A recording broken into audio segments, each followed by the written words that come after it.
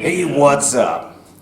So anybody who knows me on a personal level knows that I love music, and I really love to support local bands, musicians, and artists of all sorts. Now, I've got a lot of fun videos coming up later this year, but I want to throw it out there. If there's anybody out there in a band, or you just play music, you strum on the guitar, you play the flute, I don't know.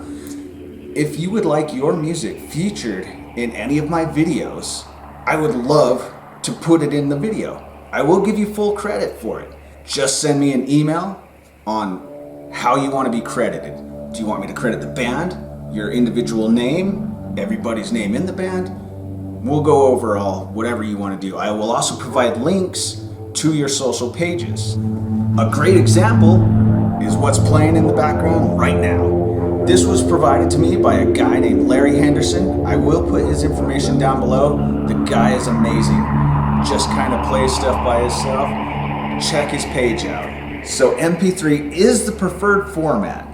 My system tends to fight with WAV files for some reason. I don't know why. If all you have is a WAV file, I can probably get it converted over to an MP3. Don't worry about that. But MP3, if you can, is the preferred type of file.